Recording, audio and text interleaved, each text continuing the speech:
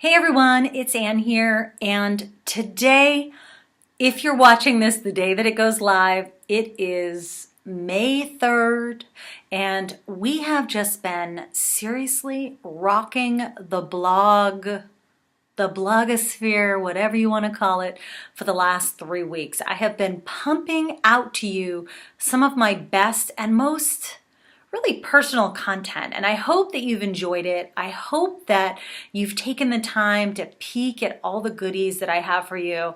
And I know it's a lot. And I actually started this month, I actually started using this book to kind of start systematizing the way that I'm getting things done. Now, Scrum is a way of doing work, and it's known in the project management circles, which is where I'm from, really. And I feel like I've been using kind of my own version of Scrum for years. But this really reminded me of the core, really basic way of getting things done. And so first of all, I want to recommend checking this book out, Scrum. It's really great. If you want to hear more about it too, Amy Porterfield mentioned it on her podcast. You can check her out. I'll link her below. I was so excited when I heard Amy was into this book, and then I had to read it, and I didn't realize it was so new because Scrum and Agile project management are actually quite, it's been around a while. So, and I actually was, that's right, I was reintroduced to it from my husband who works at Microsoft on video games. So they use a lot of the Scrum project management kind of style. So that's how I was kind of brought back into it. So that's one thing.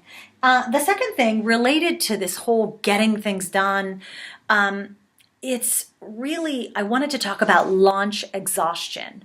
Now, this is a topic I have talked about before, but I want to stress again that when you're launching once a year, once a quarter, whatever, whenever you're launching, there's different levels of exhaustion you're going to feel. And one of them happens during the actual launch itself, like just because of the number of things that you know you want to do, that you're trying to get done, the stuff you're trying to manage as it's getting done, and it can really be overwhelming. There's another level of overwhelm and exhaustion that can happen if you launch too often or you're always in launch mode, and there's nothing worse than being in that space, because if you're in that space of launching too often, then it's very possible that your audience, the people that you're actually trying to help, are going to be in that space too. So it's always really important. Oh, and your team, don't get me started on exhausting your team if you work with people. So you really want to think about the different levels of exhaustion you're feeling. Exhaustion during the actual event and the actual kind of execution of the launch, that's natural and should be fairly short-lived. But the other exhaustion is kind of a bigger problem, and one that I've talked about in actually several different places. I might actually link a few below. I've talked about this in Amber McHugh's Planathon, in how you should structure your year of launches. I've done a webinar about this, which I'm going to put that link below as well, because that replay is still available. And it really talks to you about how to structure your year with launches and plan when you're going to launch, when are the big ones, when are the small ones, are you going to, and when are you just going to support other people's launches so that you're not doing all the heavy lifting. So I think you'll really enjoy those resources. And I think my word of advice here is this, that I remember maybe like a year and a half ago, maybe 2 years ago, when I was still working full-time, working on someone else's business and trying to still launch Fearless Launching twice a year. As much as I tried to time it so that it wouldn't coincide with the launches of the business I was working for, it never failed. Those launches always got pushed. The same thing has happened as well, even working with clients in the past year, where I set my launch date, and then all of a sudden the launch date for my client was the same day or something. And launch exhaustion is a real thing that you as an entrepreneur may feel, but I don't want you to think it's just going to be a life of exhaustion, because there are different types of launches and ways that you can grow your business. There are different types of launches that you can be involved in that won't give you so much pain and make you so tired and stressed out. So I want to encourage you to find those different things that you can put out into the world and in different ways, and try to know that, maybe only a couple times a year will you really do a bigger push that requires more people and maybe more resources and more time from you. And maybe the other times of the year, you do smaller things that don't take quite as much energy. This is really why I was in that phase of being so tired and just like, I was like, I actually think I hate launches. That's what I said. I think I said that out loud to someone, maybe Catherine Just. I'm sure I said it to somebody that I'm pretty close with, and I just said, I think I hate launches. Launching sucks. Isn't that screwed up that the person who teaches people how to launch actually hates launching? And it wasn't that I hated launching, but it was that I hated feeling so tired all the time. And I realized that what I had been doing by kind of, first I would launch for my client, then I would launch for myself, then I would launch for my client. I was always launching. So that is not a great place to be. And there is a different way to structure that. Just because you might want to do a money-making kind of event every month, it does not mean that you need to do a huge, massive launch. But what it does mean that if you want something that's more sustainable, you are going to need systems in place so that maybe some of your launches are just emails. Maybe other launches are maybe you just do a sale for that for a launch.